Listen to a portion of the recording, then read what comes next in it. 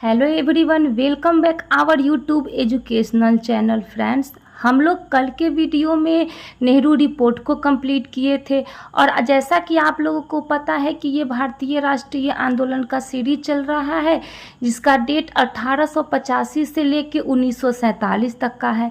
अभी तक हमने 1928 तक के डेट को कंप्लीट कर लिया है। आज हम लोग देखेंगे 1930 में जब सविनय अवज्ञा आंदोलन होता है।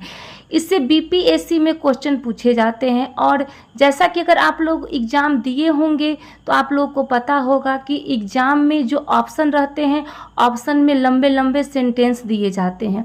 इसलिए आप लोगों को कॉन्सेप्ट समझना ज़्यादा ज़रूरी है। अगर आप कॉन्सेप्ट को समझ लेते हो तो किसी भी प्रकार से अगर बीपीएससी एग्ज़ाम में ऑप्शन देता है तो आप ऑप्शन को उस हिसाब से छाट सकते हैं। तो चलिए स्टार्ट करते हैं। सविनय अवज्ञा आंदोलन। सविनय अवज्ञा आंदोलन की जब हम बात करते हैं तो आखिर इसकी ज़रूरत हमारे भारत में क्यों पड़ी, हमारे बिहार में इसकी ज़रूरत क्यों पड़ी। कोई भी आंदोलन बिना कोई कारण का तो होता ही नहीं है। तो इसकी आखिर पृष्ठभूमि थी क्या? तो इसकी पृष्ठभूमि आपको याद होगा, कांग्रेस का लाहौर अधिवेशन जो कि 1929 में हुआ था। यहाँ पे देखिए, हमने इसको आपको पहले ही कंप्लीट करवा दिया है। जब कांग्रेस का अधिवेशन चल रहा था उसमें हमने आपको बताया था कि जब कांग्रेस का लाहौर अधिवेशन हुआ था और उसके अध्यक्ष बनाए गए थे जवाहरलाल नेहरू को, उसी समय कांग्रेस के लाहौर अधिवेशन में ही सविनय अवज्ञा आंदोलन का प्रस्ताव पारित हुआ था। आपको ध्यान में होगा। तो इसमें सविनय अवज्ञा आंदोलन का प्रस्ताव पेश हुआ और पेश करने वाले कौन थे? तो महात्मा गांधी थे। ये एग्जाम में क्वेश्चन पूछा जाता है। और लाहौर अधिवेशन के अध्यक्ष कौन थे? तो जवाहरलाल नेहरू थे। अब जब पेश महात्मा गांधी ने किया तो आखिर इसका उद्देश्य क्या था, आखिर क्या कारण था? इसका उद्देश्य कुछ ना कुछ तो हुआ होगा। उससे पहले हम लोग देख लेते हैं कि सविनय का मतलब होता है विनम्रता पूर्वक और अवज्ञा का होता है कानून का पालन नहीं करना, यानी कि वो जो अंग्रेज नियम और कानून बनाए थे हम उसकी अवज्ञा करेंगे, हम उसका पालन नहीं करेंगे। तो जहाँ तक इसके उद्देश्य की बात है कि महात्मा गांधी ने यह घोषणा कर दी कि हम लाहौर अधिवेशन के बाद सविनय अवज्ञा आंदोलन की शुरुआत करने वाले हैं। लेकिन घोषणा का उद्देश्य बड़ा ही क्लियर था। क्लियर क्या था कि हम ब्रिटिश सरकार के आदेशों की संपूर्ण अवज्ञा, यानी कि हम क्या करेंगे, ब्रिटिश सरकार का जो भी आदेश होगा उसका हम पूरी तरह से उनकी अवज्ञा करेंगे। बस इसका यही एक उद्देश्य था। कहने का मतलब हुआ कि अंग्रेजों की हम बात नहीं मानेंगे, अंग्रेज जो काम हमें कहेंगे उस काम का हम अवज्ञा करेंगे। और ध्यान से समझिएगा, आखिर क्या कारण थी कि गांधी जी सविनय अवज्ञा आंदोलन शुरू करेंगे। तो गांधी जी ने सोचा कि अगर हम अंग्रेजों को कहेंगे कि सविनय अवज्ञा आंदोलन शुरू करने वाले हैं तो कोई ना कोई मुद्दा तो होना चाहिए। उसके लिए मुद्दा क्या होना चाहिए? तो सविनय अवज्ञा आंदोलन से पहले गांधी जी ने 11 सूत्रीय मांग रखी। यहाँ आप देख रहे हैं, हमने इसको हेडिंग दिया है गांधी जी की 11 सूत्रीय मांग। गांधी जी ने कहा कि तो क्यों ना हम अंग्रेजों से 11 मांग करें और अगर ये 11 मांग हमसे वो अंग्रेज अगर पूरा नहीं कर रहे हैं तो हम क्या करेंगे, पूरा नहीं होने पे आंदोलन शुरू करेंगे और आंदोलन का नाम रखेंगे सविनय अवज्ञा आंदोलन। तो आपको ये सब क्लियर समझ में आ गया होगा। अगर इससे कोई प्रश्न पूछेगा तो हो सकता आपसे छूटने वाला नहीं होगा। अब आगे देखिए, ये 11 सूत्रीय मांग क्या थी, ये भी एग्जाम में पूछा जाता है। तो पहली जो मांग थी वो थी नमक कर को समाप्त कर दिया जाए, यानी कि उस समय 40 केजी जो नमक था, उस 40 केजी नमक का दाम था 1 रुपये 25 पैसे और जो अंग्रेज उस पर टैक्स वसूलते थे 25 पैसे। और ये जो टोटल दाम, ये जो मार्केट में जाने के बाद ये 40 केजी नमक का दाम वो लेते थे 1.5 रुपये। तो आप सोचिए कि वो टैक्स से कितना ज़्यादा वो वसूलते थे।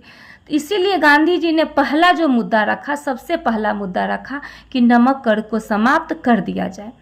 फिर दूसरा मुद्दा रखा कि भू राजस्व को 50% कम कर दिया जाए। भूमि राजस्व, आप लोग भूमि से जितना हम लोगों से टैक्स लेते हैं उसको 50% कम कर दे। तीसरा उन्होंने कहा कि रक्षा खर्च को 50% कम कर दे। चौथा उन्होंने कहा कि ICS अधिकारी, जो कि IS होता है, अभी हम लोग उसको IS के नाम से जानते हैं, तो ICS अधिकारी का वेतन 50% कम कर दी जाए।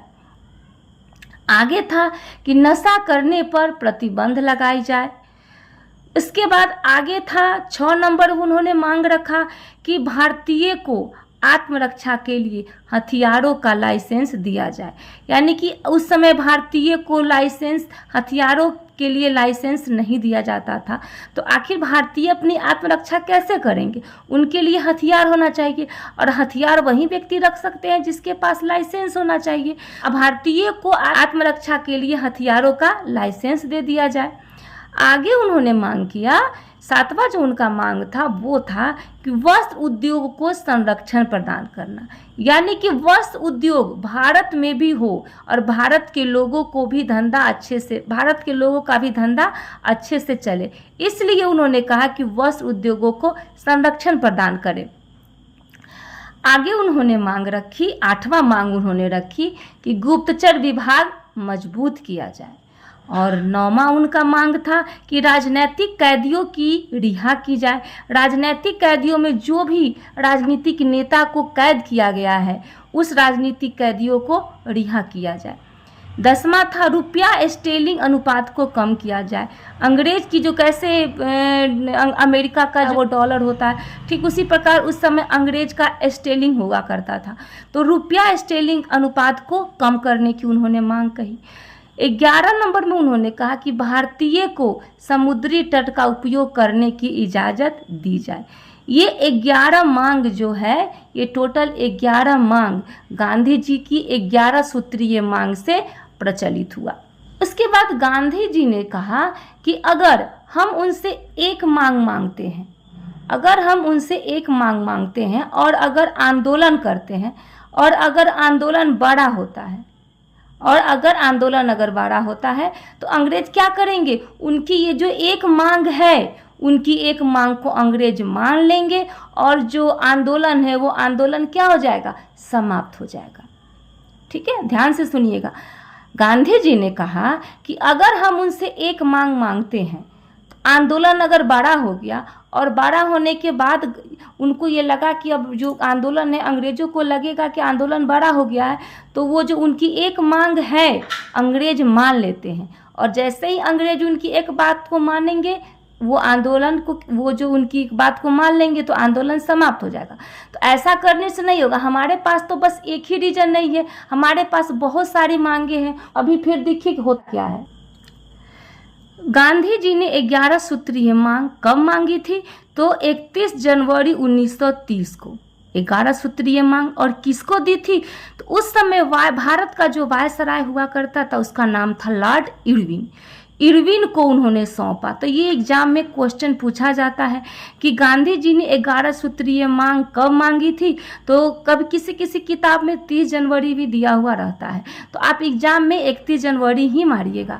31 जनवरी 1930 को, और अगर वायसराय का नाम पूछेगा तो इरविन। गांधी जी ने 11 सूत्रीय मांगों को इरविन के सामने रखा, लेकिन इरविन ने क्या किया? इरविन ने कोई एक्शन नहीं लिया। फिर गांधी जी की पत्रिका आती थी, आपको याद होगा, यंग इंडिया पत्रिका। उस यंग इंडिया पत्रिका में भी गांधी जी ने इस मुद्दे को छपवाया, लेकिन इससे भी उन पे कोई असर नहीं हुआ, कोई फर्क नहीं पड़ा इरविन पे।